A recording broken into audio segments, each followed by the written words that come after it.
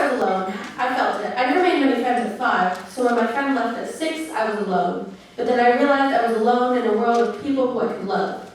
At 8, I was no longer alone. I had friends, a few in fact. We were happy, 6 of us, sitting under our tree. I wonder how that tree is now. I wonder if they look at the tree and remember me, or have I grown into a faded memory.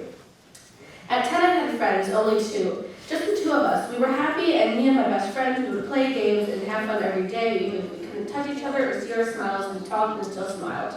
At 12, I was outspoken. I spoke for what was right. I spoke for myself. I spoke for my friends. I spoke for our class. I was a speaker, and I knew it. At 14, I think I know who I am. I'm not 8 with long hair, or 10 with French braids, or 12 with a bad bob and bangs. At 14, I have short yellow hair and a voice I speak with.